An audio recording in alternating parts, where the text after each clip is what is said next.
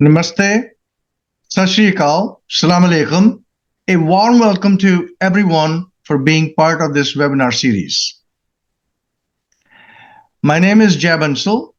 I'm the Vice President of Education for the Vishwa Hindu Parishad of America. As you know, the inauguration of Shri Ram Lala Mandir in Ayodhya is scheduled to be inaugurated on January 22nd, 2024, roughly 6 weeks from today.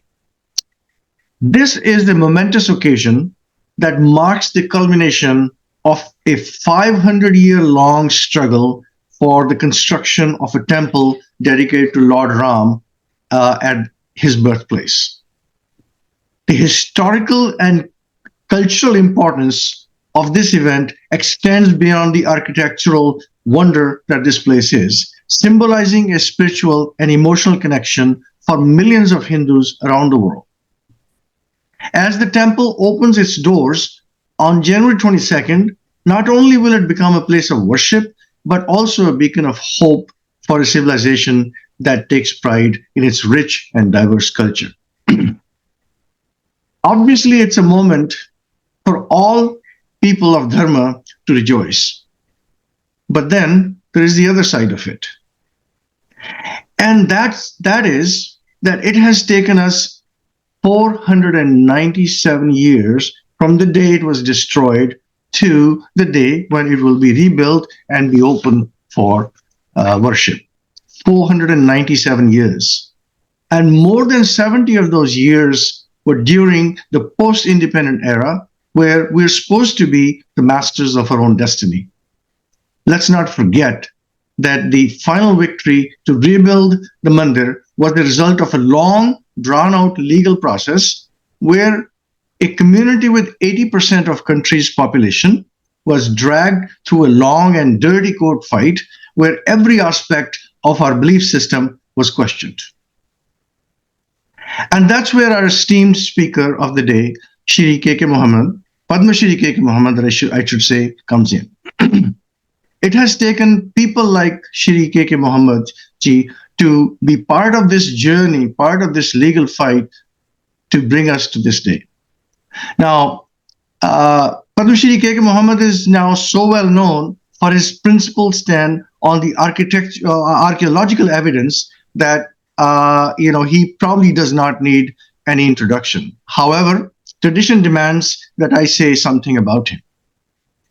So, Padma Shri K.K. Muhammed ji obtained his master's degree in history and a postgraduate degree from the School of Archaeology, both from Aligarh Muslim University, and a postgraduate diploma from the School of Archaeology, ASI, New Delhi. He has held a variety of positions with the ASI and retired in 2012 as the Regional Director, Northern Region of the Archaeological Survey of India. During his long career, Muhammad ji is credited for the discovery and restoration of many important monuments, a work which garnered him the Padma Shri Award in 2019.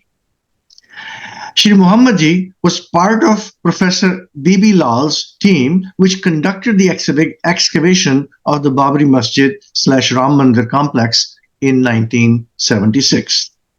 He was deeply troubled by the fact that while the archaeological discoveries clearly showed that the masjid was erected on the debris of a temple, these findings were being suppressed by the then very influential Marxist historian Irfan Habib and probably many of his cronies. He decided to make his views public by publishing them in the leading newspapers, noting that as the only Muslim in the excavation team, it was his duty to defend Professor Lal, who was being mercilessly attacked by the leftists for not conforming to their views.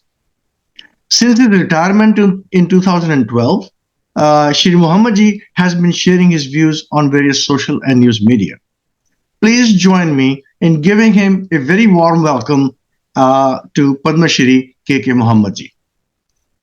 Let me also introduce our team who is helping us in conducting this webinar. Shri Amitabh Mittal ji. He is the General Secretary of the Vishwa Hindu Parishad of America.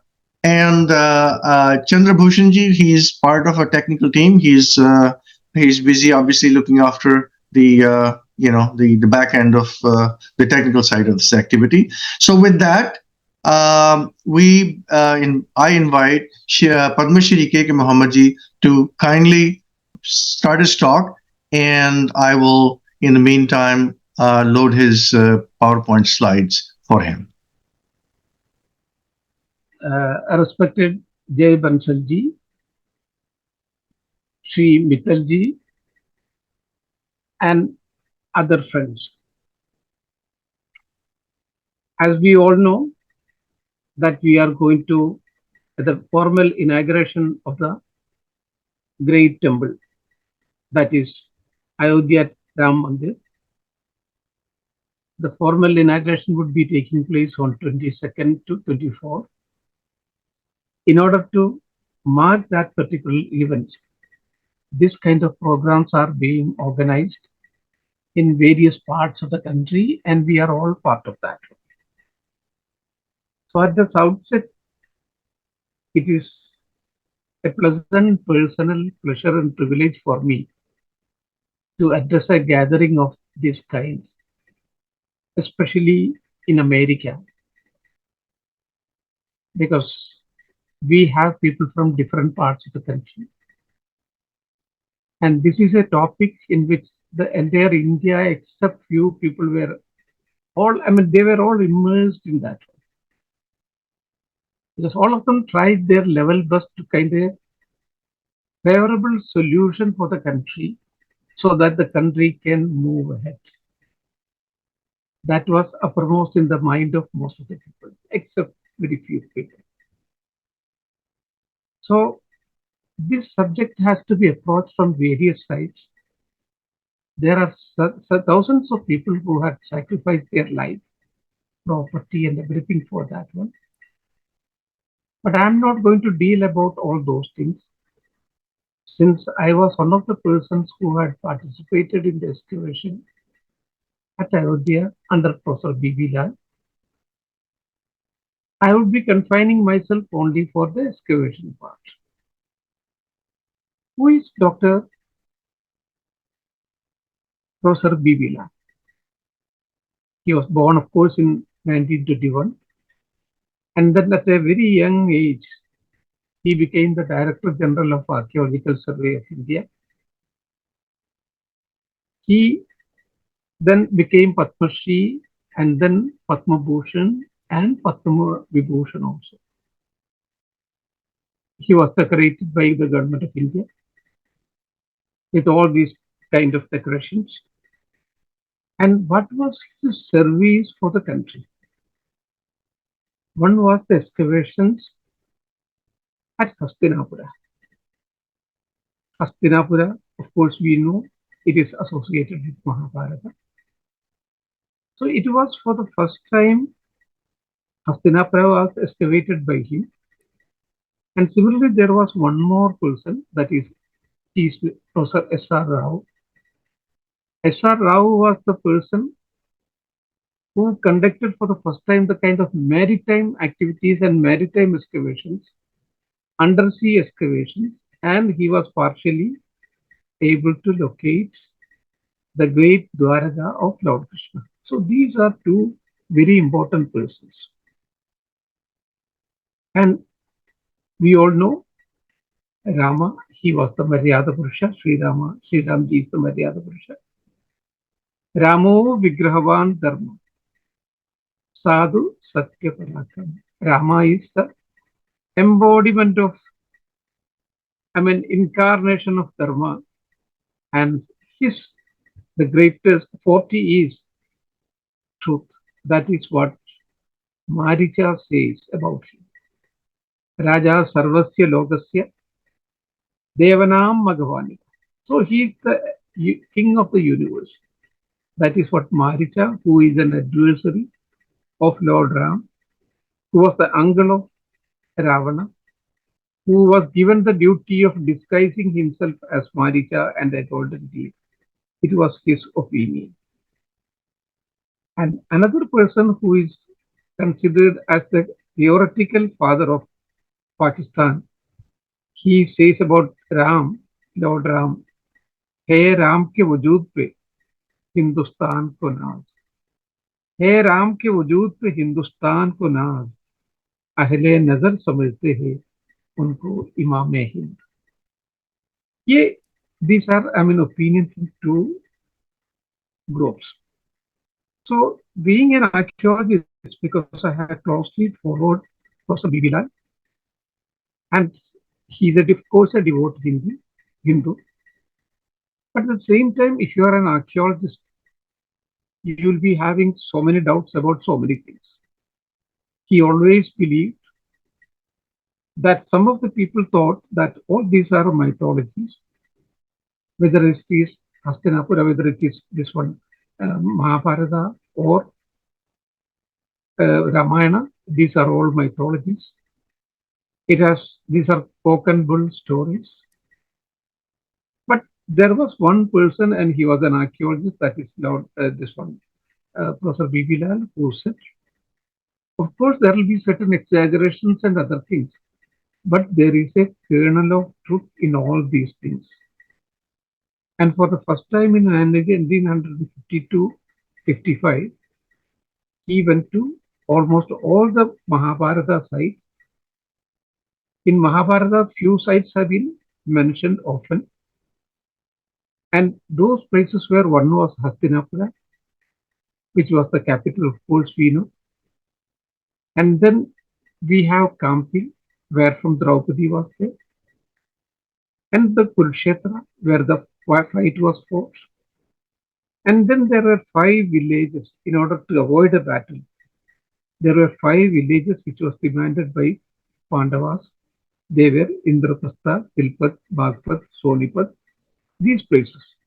So when he excavated all these places, at the bottom level, he got a pottery known as PGW, painted grey.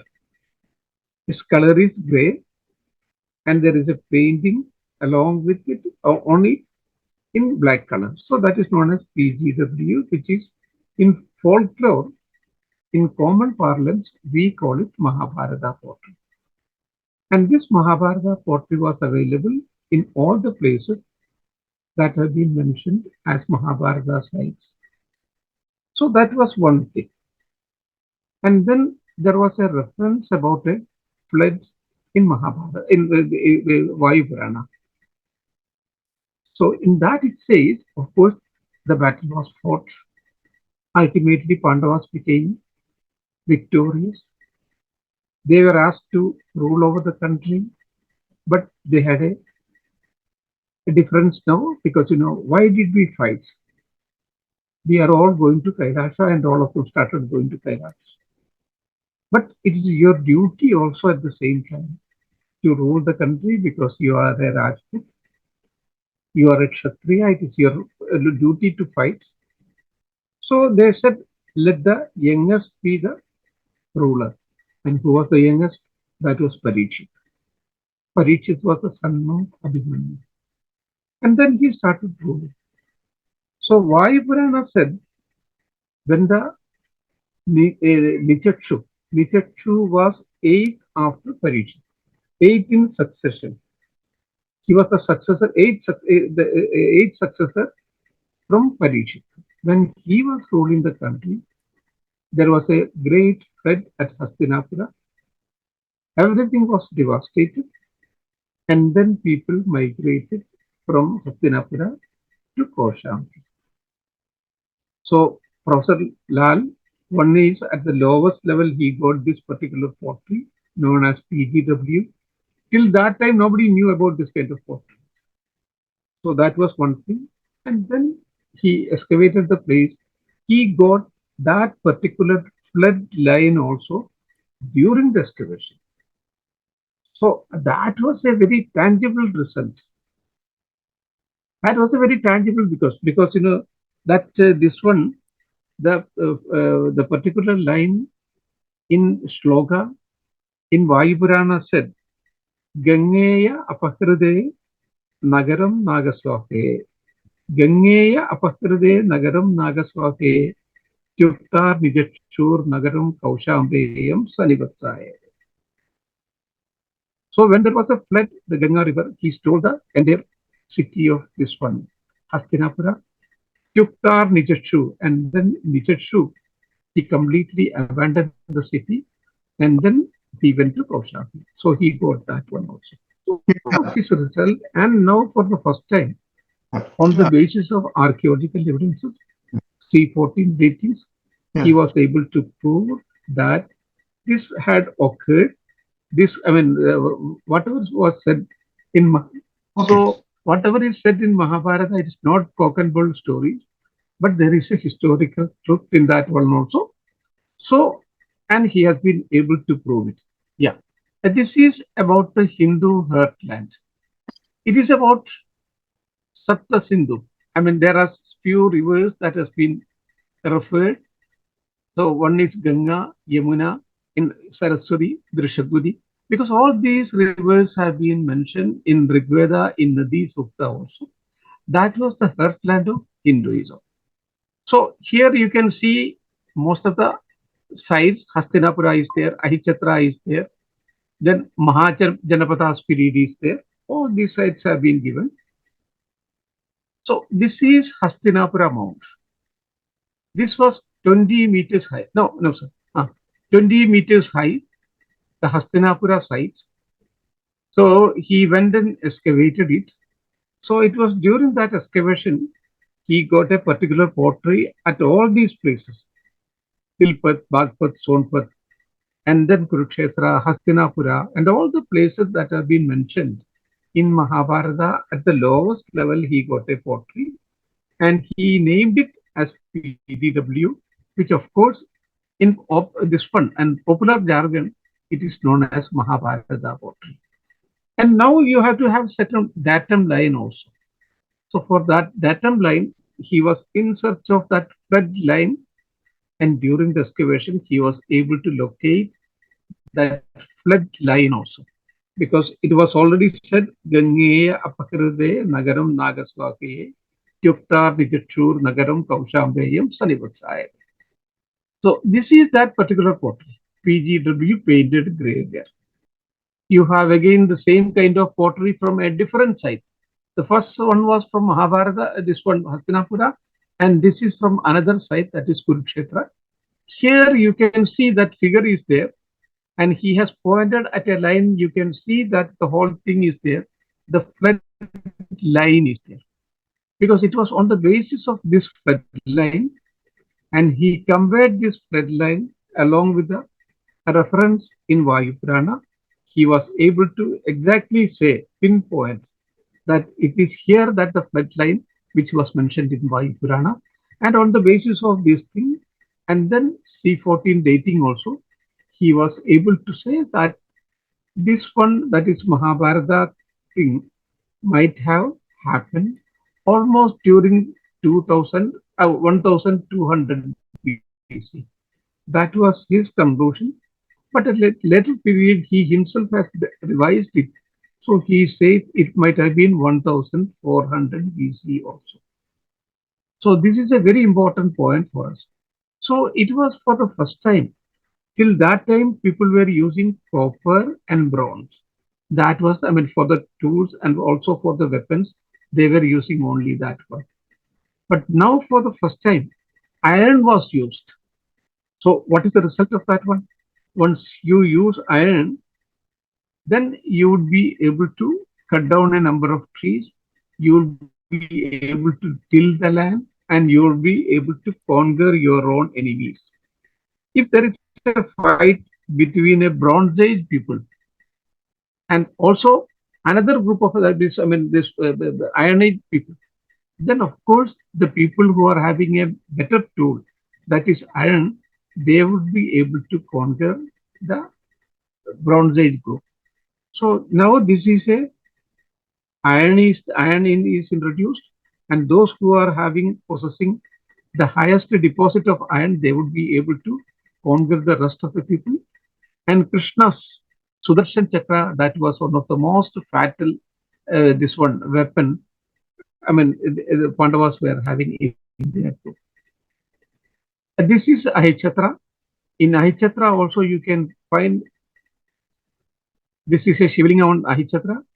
And similarly, this no, this place that is Indraprastha. Indraprastha is our present Puranikila. That was also excavated by Professor B.B. Lal.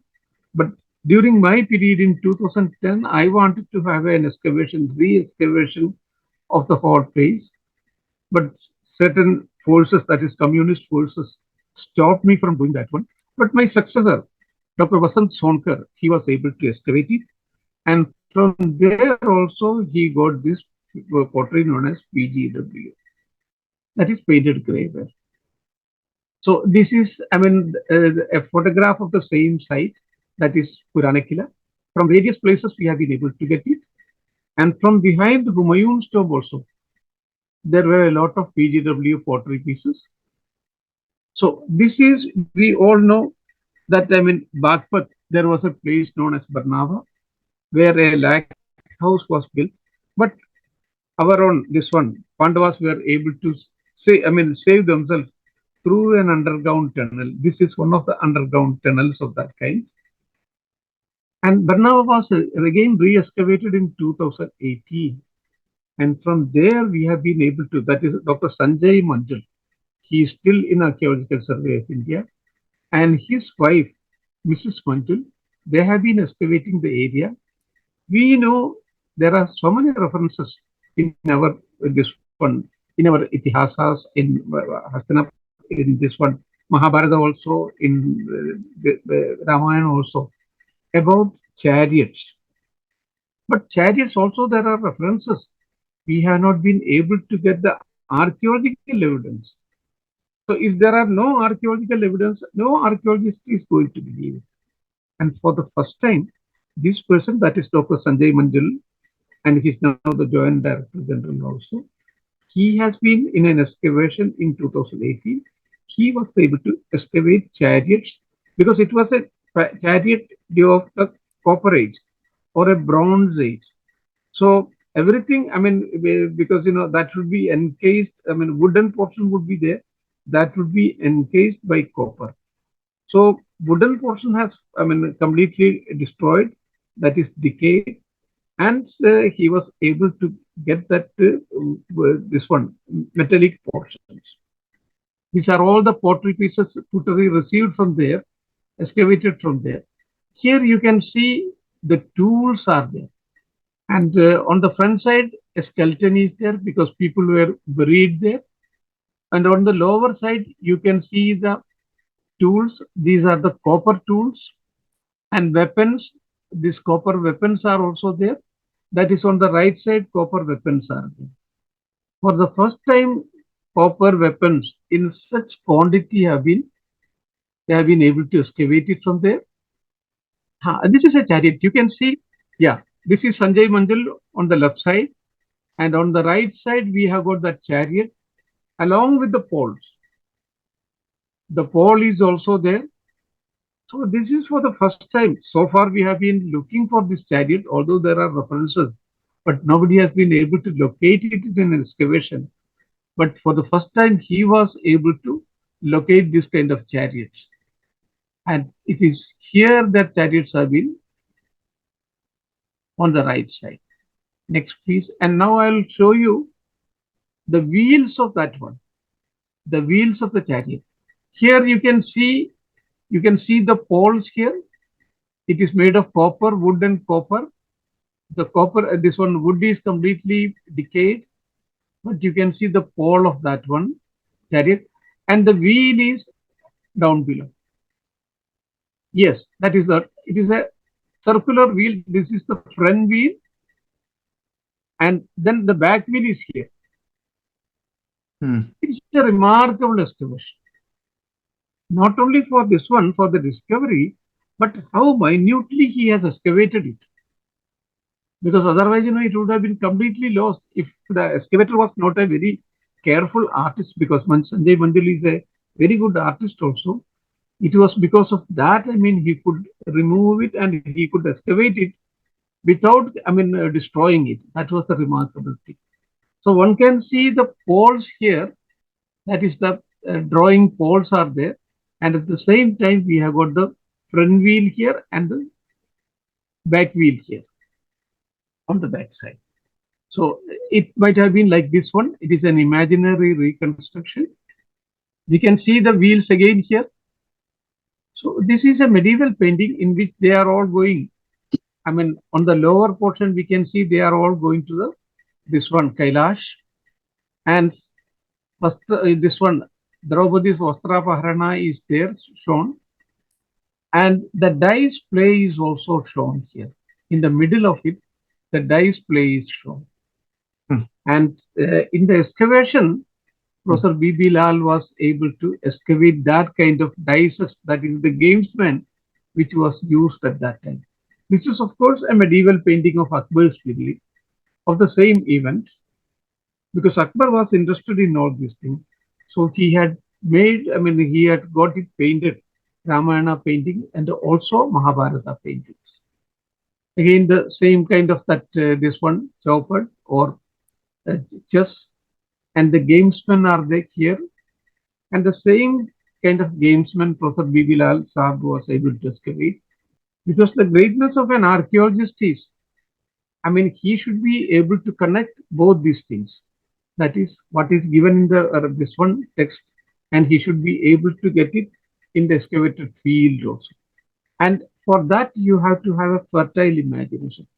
Here is Professor S.R. Rao, because he was not able to locate this one, Krishna's Dwaraka on the land. So he went in, I mean, deep into the sea, and he was able to locate a part of that. And this is how underwater archaeologists, they go to the sea, and then how they go deep down, and then they excavate it. It is this way they go. Now they are able to, they have been able to locate this one fortification wall. They are following the fortification wall inside the sea at a depth of 30 feet. At a depth of 30 feet, and they have been able to get some of the seals from there. These seals are Sumerian seals. So that means this at this place, that is at this one, we had commercial connections and also commercial transactions with Sumerian people. So this goes back to 1500 BC. You can see again the fortification wall under the water at Dwaraka, and it is being measured. Again, it is being measured by the archaeologists. And now we are coming to Rama's story. So Rama's story was very popular. Here we have got the first Rama's, I mean, image. It goes back to 2nd century BC. And here there is an inscription also, which says Ram. These are, I mean, again, some of the important events that has been described in this one. And this is the abduction of Sita. Here you can see this is Ravan, the first Ravana. Again, 2nd century BC, and Sita is being kidnapped by him. And at the same time, Sita, she, I mean, this one drops a ring so that, you know, I mean, from which place I was kidnapped, that, I mean, information would be going to Lord Ram and Lakshman. Please, and now Hanuman is going in search of Sita, but I mean, she has to, I mean, he had to have some identification mark. So Lord Ram is giving that identification mark. Ring is being given. So again, we are now, because he is now undertaking, once he has completed that excavation, he thought, why can't I try now for this one Ramayana site source? So it was in 1975-76. We were in the School of Archaeology. We went along with him. He resigned his job of the Director General of Archaeological Survey of India at a very young age. And then he went back, because it was a very prestigious post at that time. During this one, I mean, he voluntarily retired in 1970, to voluntary retirement in 1976, and then he went to university as a teacher. And then later on, he came to this one, Simla Advanced Institute, where he was the director. At that time, he thought, why can't I excavate Ramayana sites? So he came for that one. I was a member of the team. So these are the important places associated with this one. And Rama, once he was exiled, he started from Ayodhya. He went to this one, Sringavirpur, that is on the bank of the river Gangaji. And then he crossed that one and he reached Bharadwaj Ashram. And then he went to Chitrapur, where Bharata had also approached him to persuade him to come and occupy the seat. So this was our excavation team. I am sitting down below. I am in the middle. Professor B.B. Lal is here. He is in the center. And on his left side, Dr. Soundararajan is there, a very eminent archaeologist. On his right side, Professor B.B. Lal's right side, his wife is there, Professor Kusumbal Okay. Lal. She is here. Yeah, she is here. And on her right side, this is Jayashree Jairam. Jayashree is from Madras and he is the wife of Jairam Ramesh. She recently passed away. Jairam Ramesh, we all know. He is the Congress spokesperson also. And he was in the Rajiv Gandhi ministry. He was this one. He was a minister for forest and environment also. She is sitting here, and we were three. We are sitting down below, and then the rest of the excavation team was there. So this was the excavation team. We were excavating at various places. Jayashree was looking after the trench of A1.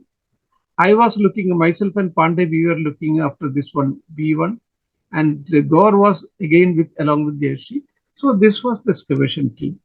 So what we generally do is before the excavation, we go to the entire site and we conduct an exploration. So during that exploration, myself and Pandey, we went to the controversial mosque.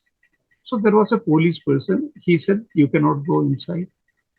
So we tried to convince him, sir, we are not, part of any kind of controversy. We are researchers. We are going to excavate this place. And just before, we just wanted to contextualize the thing. And that is why we had come. So when we went inside, what we could see was that this controversial mosque was standing on temple pillars. Now the question is, how can you say whether this is a temple pillars or mosque pillars? And what is the age? We have got absolute dating, that is C14 dating is there. Thermoluminescence dating is there. OSL dating is there. There are many absolute dating. But there is, of course, a stylistic dating also. If you see a particular pillar, we would be able to say that it is 12,000 years old or it is 14,000 years old. Because, as a student of architecture, not only archaeology, architecture, you have to study all these things.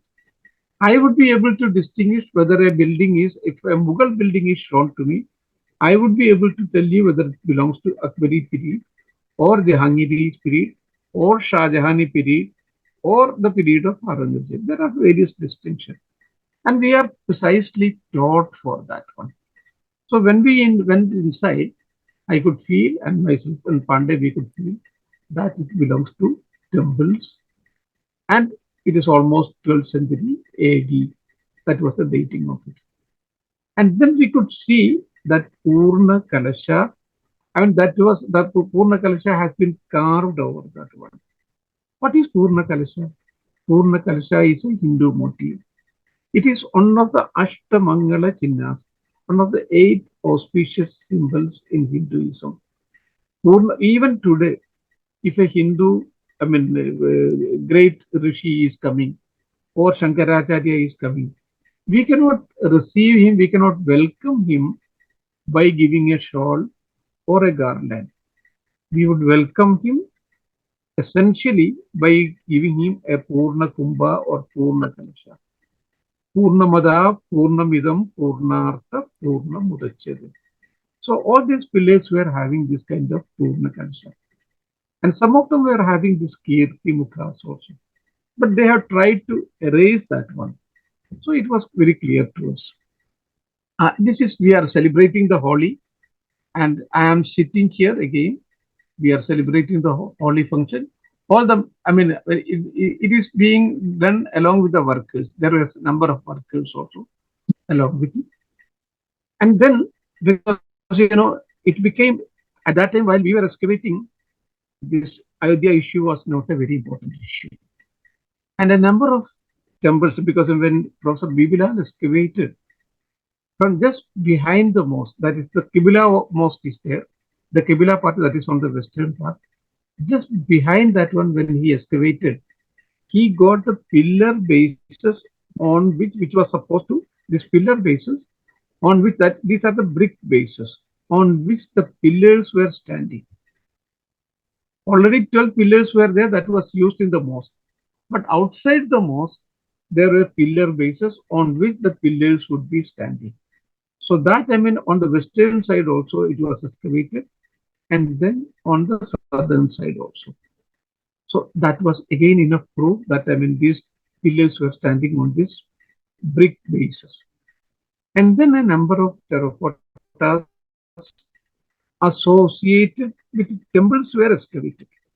And that was, I mean, if there are terracottas, human figures, in a mosque you are never supposed to get a human figure. But a number of human figures, a number of terracotta materials were made of them in various things. That was also excavated, and that was enough proof for us. But that was a different pity. Professor Bibilal did not, because he had no bad intention, he did not highlight all those things the way it should have been done. But what these Marxist historians did is, they gave us, because they had a lot of press connection. They went to the press, and especially Romila Thapar, R. Sharma, D. N. Jha, they went to the press and gave a statement that Professor Bibilal has excavated the place and he could not get anything associated with temples, and hence there is no need of Muslim handing over the structure to Hindu community. Number one, we had got enough material. Number two, none of these people there were archaeologists. Romila Thapar is not an archaeologist. R. Sharma is not an archaeologist. D. N. Jha is not an archaeologist. Okay, you are not an archaeologist. At least before making a statement like this one, you should have visited the site. They had never visited the site also. So newspapers, they had a lot of connection. So Professor Bibilal Sahab, he had to defend himself. He came out to the press against his own nature. He came out into the press and he said, that was in 1990, he said, yes, we have excavated and we have got a number of evidences to support the existence of a temple before the mosque. That statement was given by him. At that time, I was in Tamil Nadu, I was in Madras, in Southern Circle. I was a deputy superintending archaeologist. My probation period was not there, not over. And I gave a statement in the press, that was in Indian Express, on 15th of December 1919, stating that one, I was the only Muslim who had participated in the situation under Professor Bibilal. I have seen the controversial pillars also, and the brick bases also, and other antiquities also. And hence, what Professor Bibilal said, that was fully correct. I endorsed him fully. And I added one more thing. This Sri Rama Kshetra, that is Ayodhya, is as important for Hindus as Makkah and Medina are for Muslims. Hence, Muslims should be willingly hand it over to Hindu community for building a magnificent temple.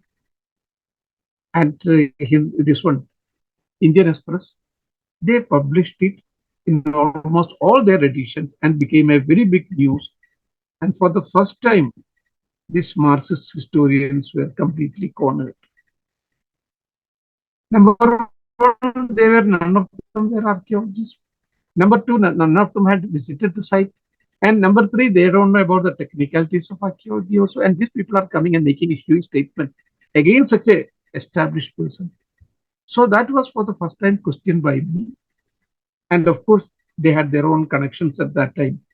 So as a government servant, I should not have issued such a statement without taking permission from the government. And I knew that if I take permission, they would, if I seek permission, they would never give me on such an important issue. So, and my probation period was not there. I could be dismissed from the service right away. There was no need of issuing any show cause notices also. Otherwise, in normal cases, you have to issue a show cause notice. I had to reply for that one. Then only action could be taken against it. But in this case, my condition was very good. And the secretary at that time was R.C. Tripathi. He was from Allahabad. So he had come for a program there. So when I was introduced to him, he said, I am going to suspend you right now. How did you make such a statement? We all know that there was a temple before that one. But none of us, gave such a statement. And how could you make such a statement? So I told him, sir, I did not do it for any kind of personal reasons. It should have been told by an archaeologist. And I did it for the betterment of the whole world. And then I simply quoted Loga Samgrahame Vapi Sambashyan Kartumahasli. Whatever you do it for the betterment of the world. So he became, further, this one agree against me and said, I'm a Brahmin from Allahabad and you are teaching me Sanskrit. I'm going to suspend you right now. By that time, Dr. Joshi, he was the Director General, MC Joshi, he was also joined. And he also that we are going to suspend you right now. So then I recited another shloka. So Dharme Nidanam Shreya. I'm doing my duty. And even death is also welcome for that one. So that completely changed the whole thing.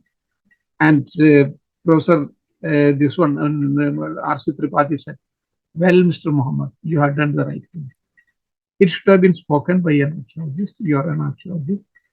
It should have been spoken by a Muslim archaeologist, and you are a Muslim archaeologist. But I have instruction to take action against you.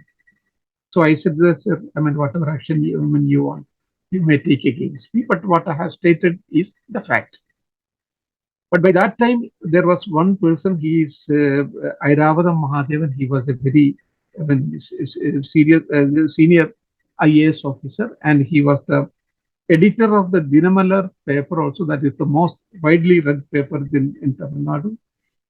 Because it was, he who told me that you should publish it. And he was a very senior most IAS officer also, and he was senior most to R.C. Tripathi. So he intervened, and many professors from this one, Madras University. So my suspension was stopped. I was transferred from Tamil Nadu, that is from Madras, to this place. So that was the initial beginning. And then the story, the thing, we all know the case because in Allahabad, High Court gave a judgment that was not a kind of applicable judgment. It was not possible to implement it. That was the problem. And then the case was being heard in the Supreme Court. So at that time, because I knew this one, the communist group of Aligarh Muslim University, that is Professor Irfan Habib and the whole communist group very well. I had fought against them earlier also. I had a running fight. At that time, both RSS and BJP were supporting him. I'm talking about in the year 1981, 82, 83. And they were supporting him up to almost 1987. And it was only then, RSS and BJP went against him. Till that time, they were his supporters. So I knew their modus operandi also, because many battles I had fought against them in Aligarh Muslim University itself. So I knew that they would give some kind of statement in Times of India or in some other widely read newspaper. So by that time, it was, the second excavation was conducted. And the second excavation was headed by another very seasoned archaeologist, that is Dr. Dharma, a very competent person, a very good scholar, and we very will get very few scholars like that. It was headed by him. So when he excavated, earlier we had got only 12 pillars. We had seen only 12 pillars. But now during this excavation, more than this one 50 pillars and pillar bases were excavated. More than 50 pillar bases were excavated in 17 rows. He had totally 90 trenches he had excavated, and which started supplying a lot of this one antiquities related with temples. So all these things were there. So because Marxist historians they got panicky, many things are now coming out. In the initial stage, they tried to stop the excavation itself because that the excavation should not be conducted. I had also advised Sayyid Shahabuddin because he had met me once. At that time, I said, sir, this land should be gifted to the Hindu community. You should not go for an excavation. If you are going for an excavation, you'll be getting many more material related with the temple. So the best thing is give the land.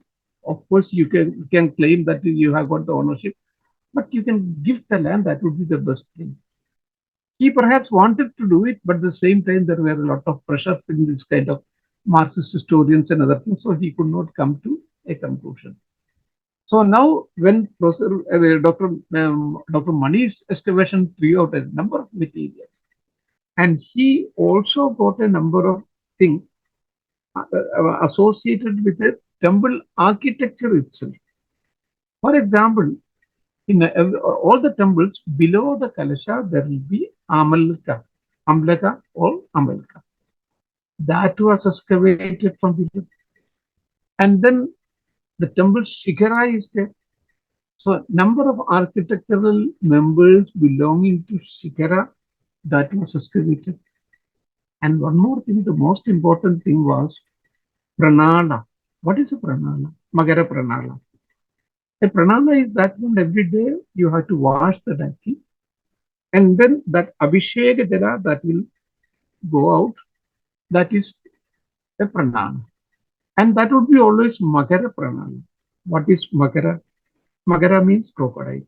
What is crocodile? The symbolism of crocodile? The symbolism of crocodile is because that would be a this one symbol of river Ganga. If in front of every this one Garbhagraha, on the right side there will be a lady standing with a pot of water on crocodile. That means that is Ganga. And on the left side there will be another lady standing in the same position on tortoise.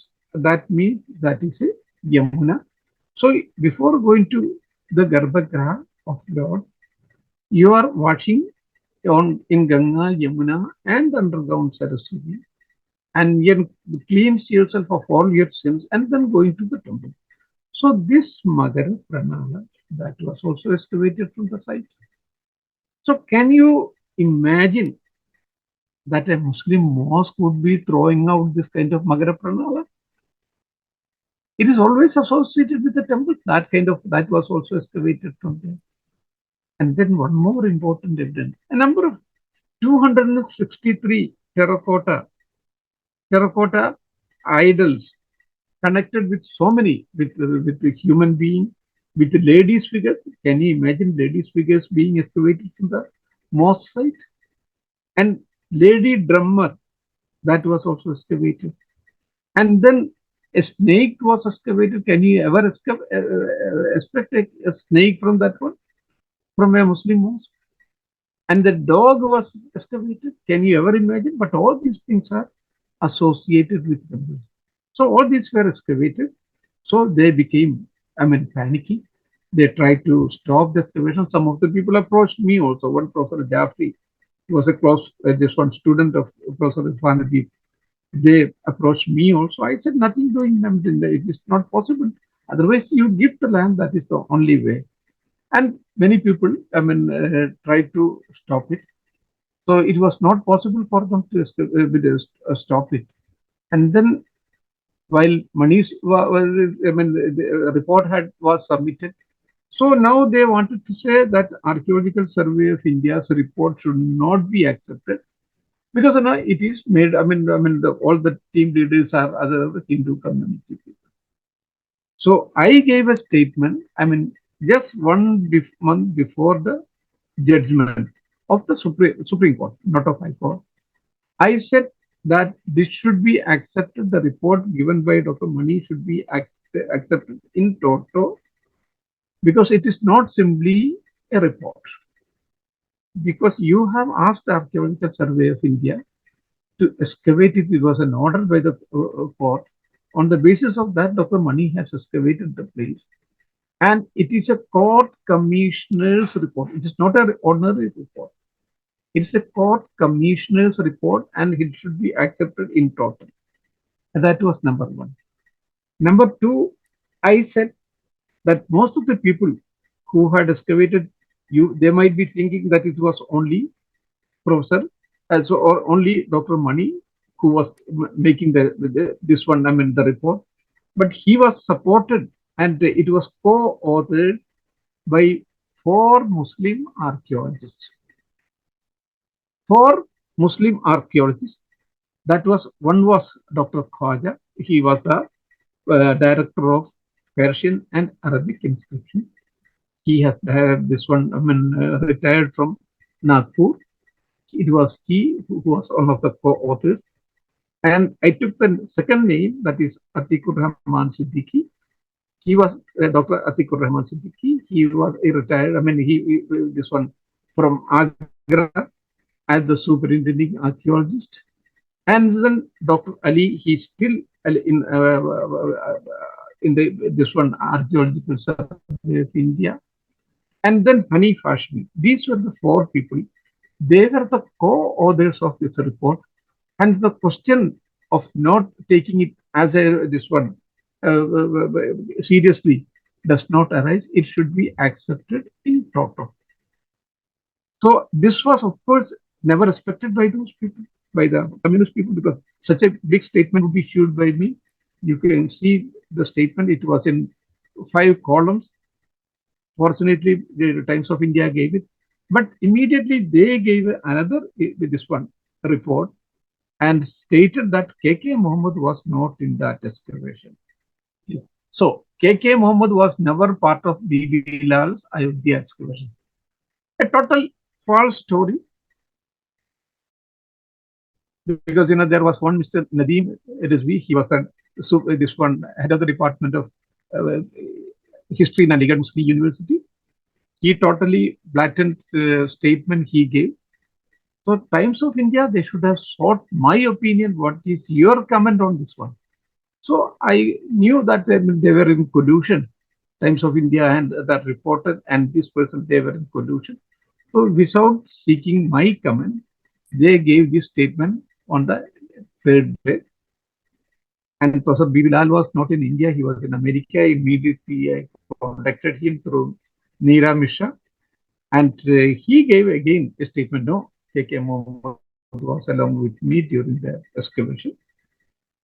And for the first time, again, these people were exposed. And Irfan Habib, he gave a statement in the Jamaat-e-Islami people, it is known as Madhyamam. Not only he did not participate in the excavation, but he has no connection at all with Ayodhya. That was the statement issued by this person. But for the first time, when Professor Bilal, this one, gave a rebuttal, and then there were 3 other people also who are alive now, who had participated in this excavation. They all supported me. And the reporter, that is, this one, Shakti Shekhar, my reporter, not their reporter, my reporter, Shakti Shekhar, when he contacted Jairam Ramesh to see this one, to seek the opinion of Mrs. This one, his wife, he was informed that she has passed away a few days back. So for the first time, again, these people, that is the whole Marxist group, they were completely exposed. K.K. Muhammed was with me during the excavation. It was a very big statement issued by Professor B.B. Lal Saha. And for the first time, they had no, because completely they were exposed, because this was the way they have been managing things in Aligarh also. So here you can see that this was one of the pillars which I saw when I went inside. There was a figure, and that was a goddess or goddess was there, but that was erased. This kind of 12 pillars were there, and you can see the Purna Kalasha here. This is the Purna Kalasha, Purnamada, Purnamidam, Purnartha, Purnamudachyaya, and foliages would be coming up, and some of them having would be having Kirti Mugas also.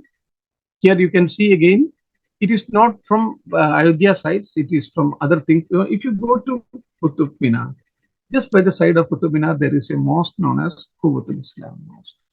In mosque, you can see, even now you can see a number of this kind of Purna Kalasha, a number of gods and goddesses, including Ganesha. Even now there, and there is a board also, 27 temples have been destroyed. And it is there by Hassan Nizami also. That is this one medieval book, a contemporary book. That was, during the course of the contest, so many temples have been destroyed. Let us accept the fact. But for that, let us also accept the fact that today's Muslims are not responsible for the medieval barbarism of the Muslims. But at the same time, they have got a duty. The Muslims have got a duty that they should not justify those things. Once you come for the justification of it, then that means you are also part and parcel of the same thing. So the Muslims should change their way of looking at things. A number of temples have been destroyed. Accept the fact. A number of people have been massacred. Accept the fact. Now let us try to build wherever possible, let us make certain adjustments. This was a golden opportunity for the Muslim community. If they had voluntarily handed over the structure, that would have been a civilizational healing process. There it would have started. Here you can see Purna Kalasha down below, and then you have got the Kirti Muga of Lord Shiva also. Here you can see the temple bells. These are all the Quwwatul Islam Mosque. Here you can see, these broken parts have been broken. Here also parts have been, these all gods and goddesses, flying figures, all taken from the temples. Here you have a goddess is there. These are all speaking evidences. Next, please. This is Ganesha is there. Ekatantam Chaturbahu Gajavaktaram Mahodaram Siddhi Buddhi Samayuktam Mushigarudam. Lady figures. So I had often, fight with the Muslim community also. They wanted to occupy certain, this one, and to bring certain, this one, mosque in which prayer was not allowed to under worship. I tried to reason with them in Delhi, but they would not listen to me. And at last I had to deploy police. Again, argument with many groups. So ultimately, I had to deploy police in very good strength, and everything was stopped.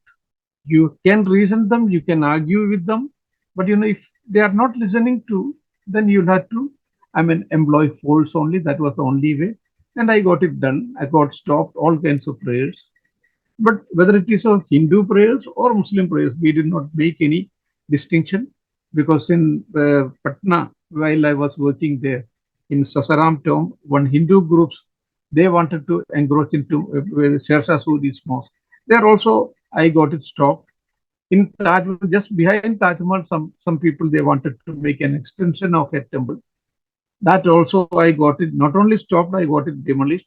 So we have to take severe action against all these things. So we don't consider whether it is a Hindu or a Muslim, whatever it is. This is Dr. Dr. Mani Sahab.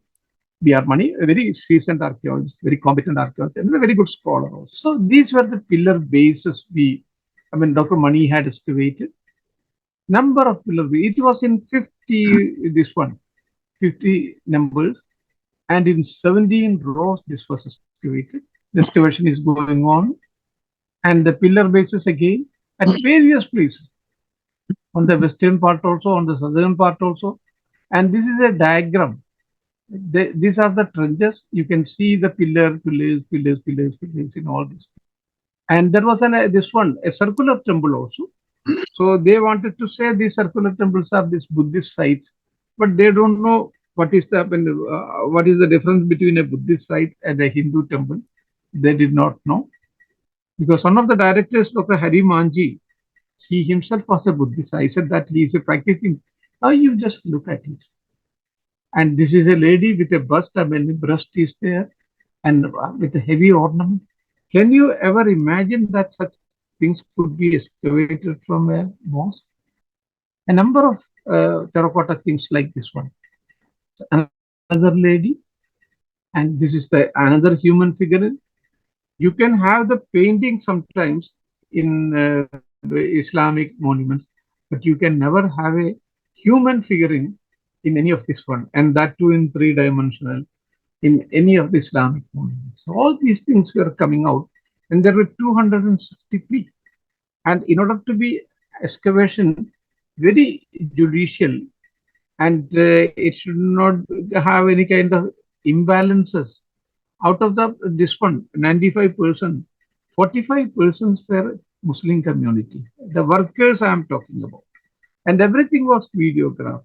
Judicial, this one independent judiciary group was there to oversee the excavation.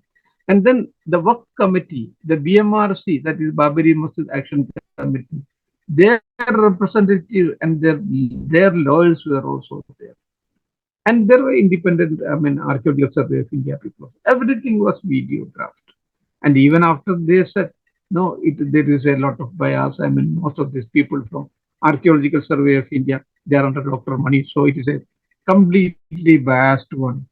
So it was against that one I had given the statement that these people, it is not only Dr. B.R. Mani, but Atikur Rahman Siddiqui, Khwaja, Anif Hashmi, and this Ali Mazhar Ali, and all of them were there in the excavation. And the report is co-authored by them. And this is again another human figure, the torso of a human figure. Yes, it's a dog. Again, can you ever imagine that? A dog's figure would be there in a mosque. Again, another animal figure. Here is a snake, because here snake is with this one an abharana, that is an ornament of Lord Shiva also. Vahanam Vrishabho Yasya Vasugi Kandabhushanam. So these things were, and of course, when Shantakaram, Bhujagashayanam, Patmanabham, Suresham. So in that also it is reclining Vishnu is also there. So there are so many things like this one, a number of things, which have no connection at all, but all parts and parcels of the temples were excavated there, from there. This is the Amalka, that is from the just below this one Kalasha, that is the top part of the temple. We'll be getting this kind of Amalka. This is in all the temples. Here also you can see that Amalka is there on these temples.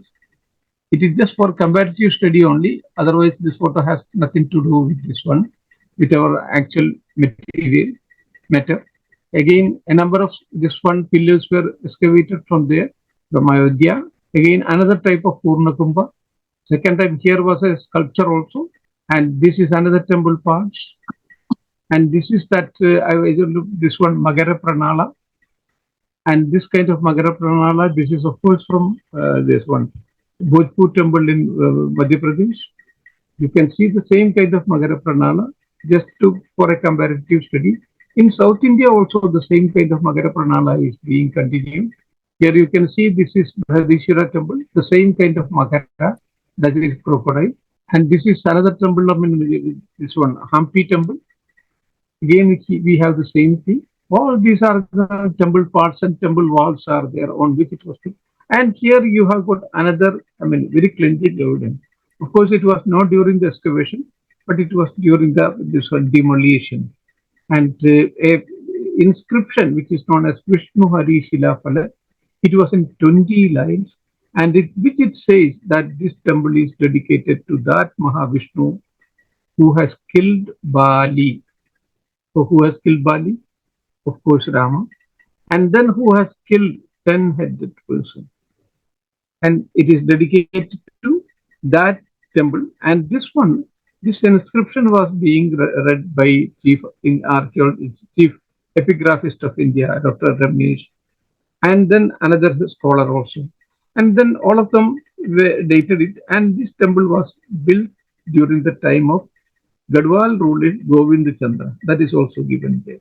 And this is the 20 the line of this one.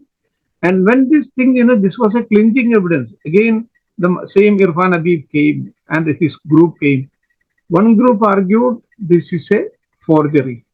This is not an original inscription. This is a forgery. And then after some time, when they could not prove that one, they came.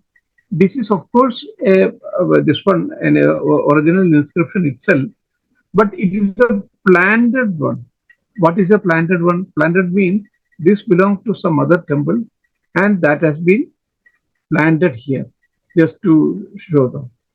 But and they said no that earlier there was an inscription which was in Lucknow Museum that has been stolen from here and then it was planted here.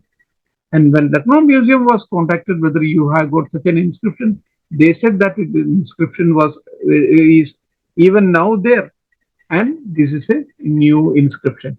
So that way, again, these Marxist historians they were exposed. They would resort to all kinds of methods. They would resort to every kind of method to prove it. Earlier, they had also said, that these Babri Masjid is on the virgin Zameen. That means below that there was neither a temple, nor a mosque, nor any other structure. But when Tojo Vikas, that ground penetrating radar system came, and that system said, no, there are this one anomalies down below, that there are structures below them, they became panicky. And then they tried to stop the excavation, but it was not possible because, it was a verdict was there by the Honorable, this one, by the High Court of Allahabad. This is another inscription. So all these inscriptions, they conclusively prove that there was a temple of 12th century AD. And these are some, it is a long list, There is a Satyopakyana, because, they had also said that it is only from 18th century it became a controversial issue. Otherwise, there was no reference about the temple. But this is a 12th century, this one, reference. And there are a number of references in other places also. A number of people who had visited the site also. There are references. I'm just shorting because I have overshot. So in Akbar Nama, the Aine Akbari, volume 3rd, there are references about this one, but there is no reference about the Islamic worship there. I'm talking about Aine Akbari. And then William Finch, who was William Finch? William Finch had come to India in 1611, and he specifically speak about this one. And then Delit, so William Finch was English, Delit was a Dutch. And then there was an Austrian, this one, Christian father. He is Stephen Taylor. All of them says about the worship that was, Hindu worship that was going on there.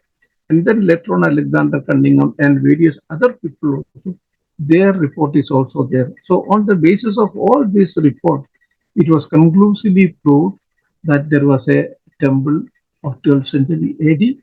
And on the basis of that, Honorable Supreme Court has given the verdict also, and that was the best thing. And we are going to witness the opening and the inauguration function of that this one temple, and it is the result of the 500 years of struggle by various people in various capacities. We should remember there was a Sikh. It was he for in 1857 and 58. It was he who had taken up the cause for the first time, and then there were a lot of people in which all of us played small role, and finally it has now going to be this one. It would be now inaugurated on 22nd to 24th of this month, and let us all rejoice. Now let us come to. The country has various problems, and all these problems, we should. This one solve it in a very amicable way. For that, all the communities, Hindus, Muslims, Christians, all of them should come together then only we would be able to build up a stronger India. Thank you all. Thank you very much for giving a very patient hearing. KK Saab, it's been a fascinating journey for the last hour and a half. It's just an amazing story of a very principled gentleman, a professional who stood for his professional principles and went public with, in spite of all the pressures you were receiving professionally as well as, I'm so sure, socially. So I think on behalf of the entire, Hindu community worldwide, they all owe you a great debt for what you have done. This is just an amazing story that you have told. Thank you so much for all that. There were a number of questions in the Q&A box. My colleague Amitabh Mittalji has been addressing them along the way. There are a few more questions, but we had one of the highest participation in this webinar of any webinar that I have organized over the last many years, and a majority of them still sticking around, which just is a testimony to the fascinating story that you were telling us. So first of all, thank you for sticking up for your principles, and of course thanks to our audience, people who participated in the webinar. I'll look at the Q&A box in a second, but I have a question. I know you were under tremendous pressure professionally while you were working. Now, of course, you retired. But what kind of pressure did you receive from your own community? And is that pressure still continuing on? I mean, what is your sort of, how are you received in the community as in the Muslim community? Of course, because I come from the Muslim community, and I come from an area in Calicut, and there is a place known as Koduvally, where 90% of the Muslim community is Muslim community. So naturally, I can understand, there will be strong objection, aversions, and many, people, they were strong, and I had to shift my bases also because of that one, because and especially after the judgment, because on the day of the judgment, most of the press people had come to Calicut from Delhi, from Bombay, from various other places, and I had to stand up the entire pressure from the community and from the communist Marxist group of people. It was really an ordeal for me, so I had to shift my base for sometimes from here to Patna, because there I had many people. And then I came back, and then I had to shift myself to Bhopal, then Chhattisgarh. So I had to shift my bases to so many places. But the people who were supposed to help me, that is RSS and BJP, they did not do any kind of help at all. So I had to fend myself, because I had to go along with my wife to various places. So that day, without mixing words, I said that they have not been grateful to me, both RSS and BJP. And neither I owe anything to them, nor they owe anything to me. But it was an ungrateful cut, and the most ungrateful cut. That is what I feel. That's very unfortunate. So there are a few questions still in the Q&A box, and I'll ask my colleague to see if there is anything that he has not answered. Amitabhji, are there any burning questions there that you need? There's a repeat question from a lot of people. They're inspired by your work, sir, and what challenges do researchers in Bharat in archaeology face? I think some part of your speech also already explained that. And the second part of that is people who are interested in archaeology work, can they visit you? What opportunities do they have as researchers to come and work with you in Bharat? Because now I am in a corner, that is, I am in Kerala, Calicut. So for research work and other things, you have to be either in Delhi, or you have to be there in Bhopal, or in now some North Indian parts. There you have a lot of opportunities. And I have been doing the conservation of a lot of temples also, because in Chambal area, that is Chambal Valley, where there were some dreaded dacoits.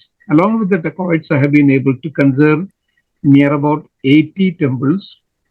And again, I should tell you, all these 80 conservation of these 80 temples were during the Congress period. And we all expected once BJP comes in into power and they would be supporting us like anything in the temple reconstruction. But till today, not a single temple has been reconstructed during the BJP, and there are 10 years of BJP period. And now there is a temple work which is going on, because that is by Infosys, Mr. Sudha Narayan Murthy, one day Srirangam. But these people, they did not do anything. They speak about the Gauravshali Itihas, both BJP and RSS. Gauravshali Itihas, the glorious civilization.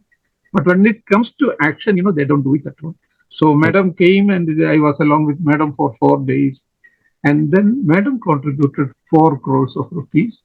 And with that amount, with less than half of the budget, we have been able to complete the assigned work also. And the rest of the savings, now we are going to reconstruct other temples. So But the there was question, no support. Of course, the Prime Minister took the name of Bhatteshwar. He is known as Bhatteshwar. The Prime Minister took the name of Bhatteshwar during the election period, but they did not do anything at all. Not a single temple has been reconstructed at Bhatteshwar during the entire BJP period. But the credit goes to Congress government. okay. The second part is this directly related to that. Where does the funding for these excavations come from, or is there a way for public to contribute to help the excavations? Because we understand the government is not going to, right? So, because it becomes a religious issue. How can the public contribute to help the excavation work?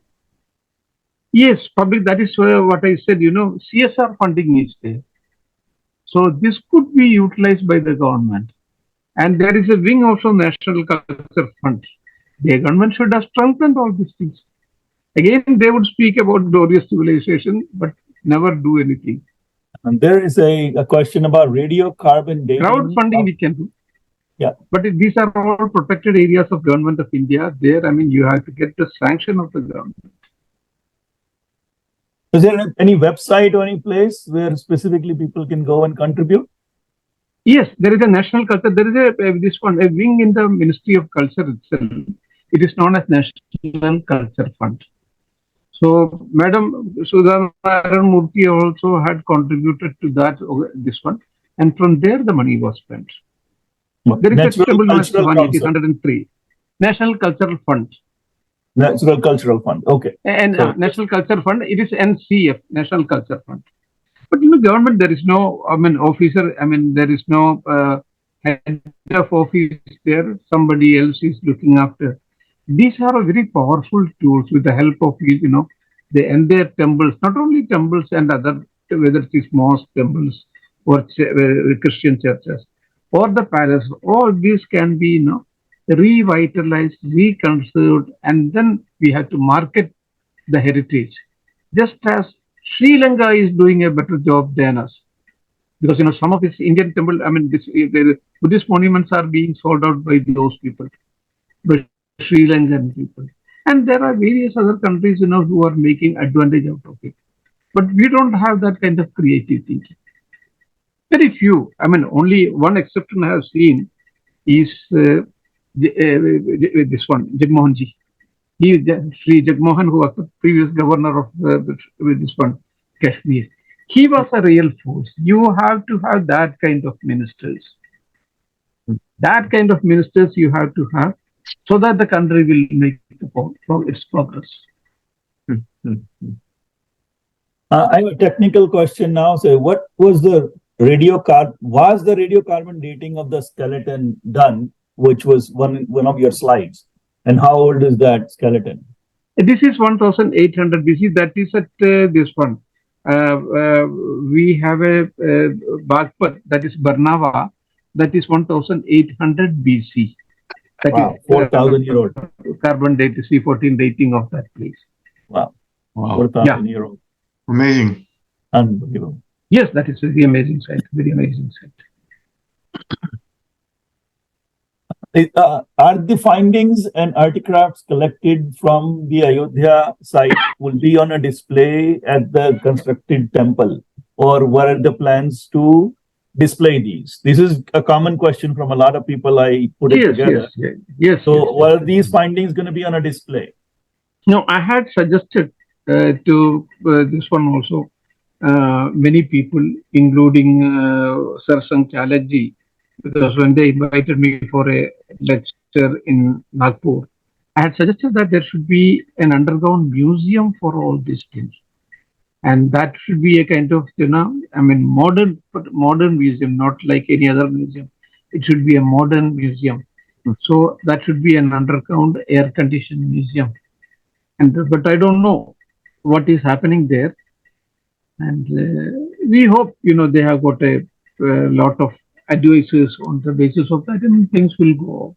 Yeah. And now the question is, since the temple is being constructed now at the site, how does that impact the ASI's role? No, ASI has no role at all now, because it is it's a new site. So once ASI come into picture, there will be so many restrictions.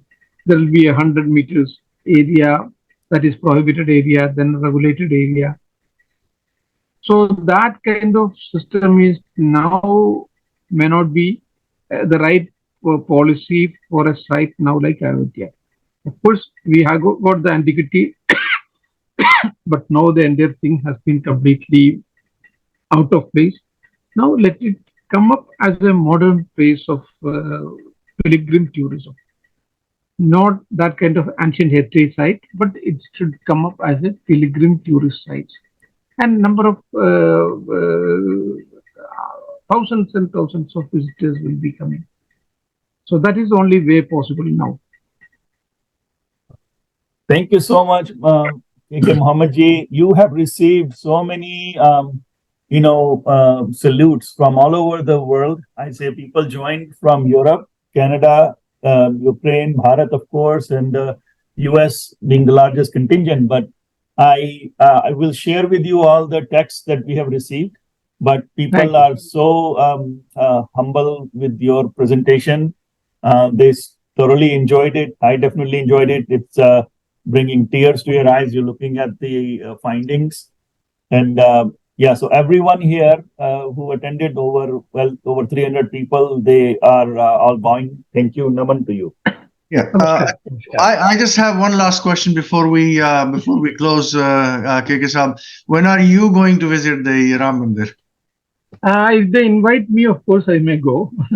If they don't invite, there might be some other occasions, because another temple we are, this one, Dr. Kunal Sahab. He is a former IPS officer. Now he is making one of the biggest temples in Bihar also. And there is a Amava temple just in front of this temple. So I am a member of that committee also. We are 14-15 persons are there in the team of Kunal Sahab. So he has been telling me to visit that place. Well, so it all depends.